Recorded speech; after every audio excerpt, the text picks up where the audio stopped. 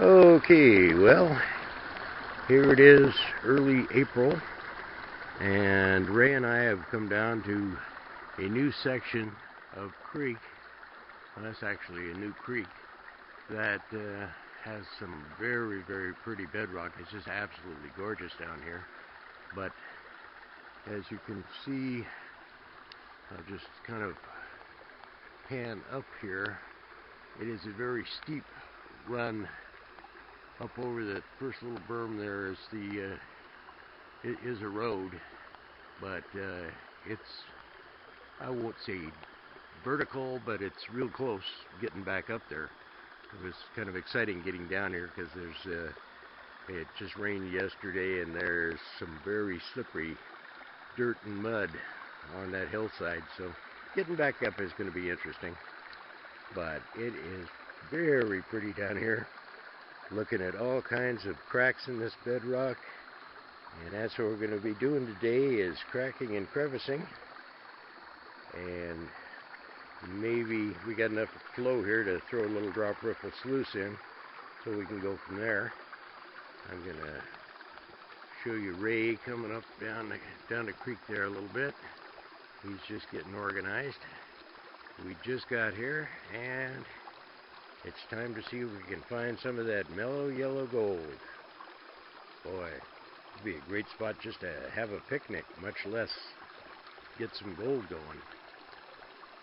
Alright, well, we'll see what we do here shortly, and I'll be back to the video later.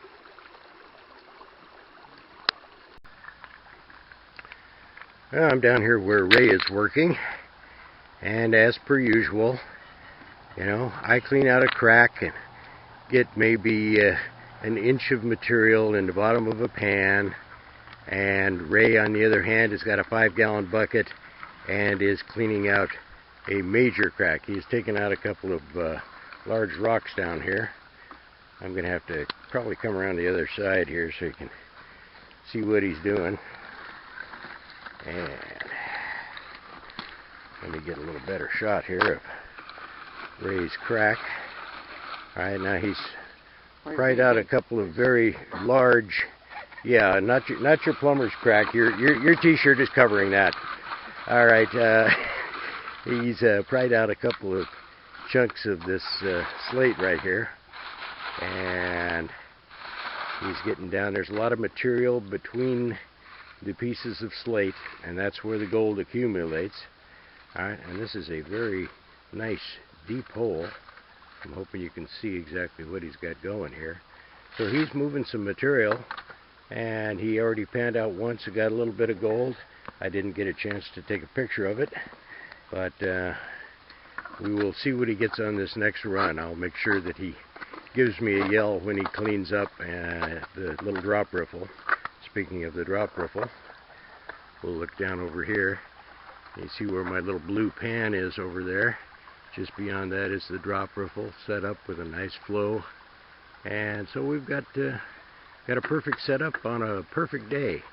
Let me kind of look a little bit farther down the canyon so you can see the bedrock we're dealing with. It just goes on and on and on. And if we start getting some gold out of these cracks, why, we'll come down and really start working this area. I'll get back to you in a little while.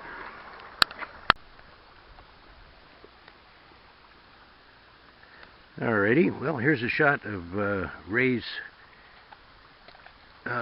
cleanup after his first bucket. I'm hoping I'm getting that in there. There's a nice little plus 20 in there, and some miscellaneous gold. Unfortunately, I left the magnifying glass back in my bag up the creek. Otherwise, I would take a nice close-up shot. I'll leave it in the pan there, and maybe I can get a close-up shot of it a little bit later. I'm down here to run my half bucket of material that I just pulled out of some other stuff. So we'll get back to that in just a few minutes. Well, I can tell my luck is probably going to start improving here, because I was just leaning over the creek and panning out when a butterfly came down and landed on my arm, or on my hand, excuse me. Alright, unfortunately I can't get too close to it with this camera, but I don't know, this could be my lucky butterfly. We'll see, because I'm about to do the reveal on this pan of material from my second half bucket.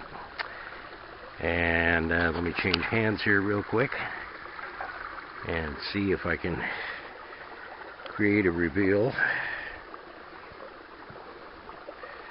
Let's see what we're going to get here. Well, I can see gold showing up there. Not any big stuff, but a ton of small stuff. Alright, we'll kind of drop this all back. Yeah, that's a pretty good showing for a half bucket of material there. Let me just drop this excess material out of here. Doing this with one hand is not exactly easy. I'll get rid of this. Oops. Find a spot I can avoid falling in the creek. And, oh, got a piece of gold that snuck on down there. Well, I'll very gently get rid of the excess material then. And see if I can save that piece of gold. There it is. Yep, trying to get away. Alright.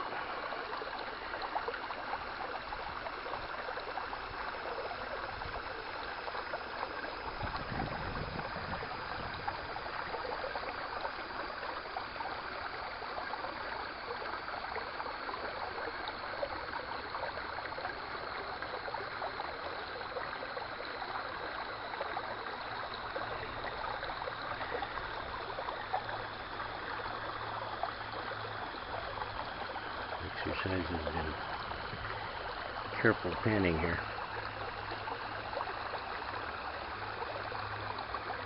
Alright. Okay, well, I'm going to run all this material together. I don't know if you can see this, but my gold's kind of racing all over the pan here. Get it all down to one side. And work it around to where I can do a backwash on it. A little bit excess material.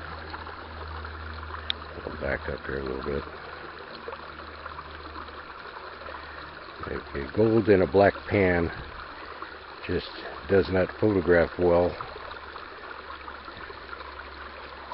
There we go. Alright.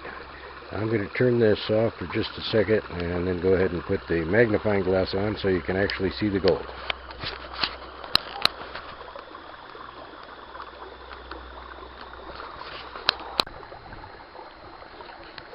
Okay, well, we've got the gold in the pan here, and as I bring the magnifying glass across and stick it right on here, we should be able to get down and see some nice chunkies on the gold. Unfortunately, the pan is drying out, and you see a little more water up in there, so we can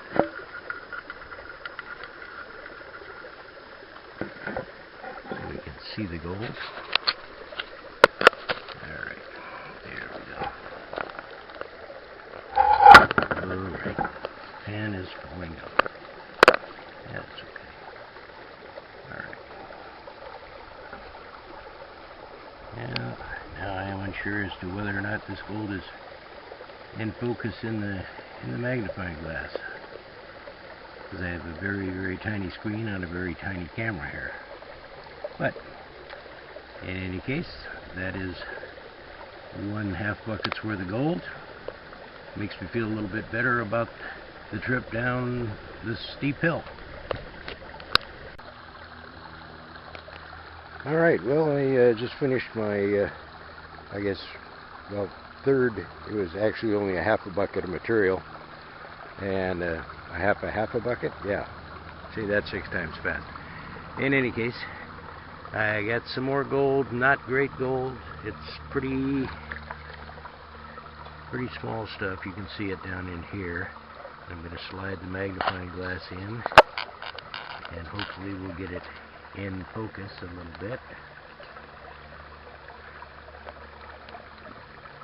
And therein lies the gold. I'm going to really come close. I don't know how far to exactly hold this with the magnifying glass, but at least it's giving you a better idea of the gold. So that is about it. Ray got 1 plus 20, and he's up crying out a rock right now. It's apparent that the better gold is going to be down underneath some of these chunks of bedrock. And of course, Ray... Yes, I saw that move. Yeah, that's going to take 2 men and a boy to move that puppy if you get it loose. Hey, look at that hawk. Man, that's cool. All right, I don't know if you saw that hawk. He's just cool. Zipping along here. All right. Anyway, we'll get back when we have some more gold or whatever. Well, Ray managed to lift that rock up enough to slide a couple of rocks underneath, and look at that piece of, oh man, that was all right there with the rock. That is going to be cool. And he's been just getting enough room underneath the rock to get down there with his spoon and scrape some of the material so we can run a test and see if it's even worthwhile flipping this rock over. In any case, Ray never met a big rock he didn't like. Okay, we'll let you know what comes up from this little sample pan. Alright, well, I have more gold in the pan here, so I'm going to get down and see if I can make it look good. Did you have some? See. Yeah, well, yeah, I got this pan from that half bucket that I did. No, you had some plus 20s in it? No. I'm waiting to see. In any case, there's gold in the pan. Can't argue with gold in the pan. Let's back up a little bit and cut the video, and then I'll do my plus 20s. All right. Well, Ray just panned out that material he got from underneath the rock, and unfortunately, there's only one piece of gold there. We'll go ahead and put the magnifying glass on it here. See if we can come down and get a nice picture of the piece of gold. A chunky little puppy, but one piece for moving a big rock, not exactly the return we're looking for.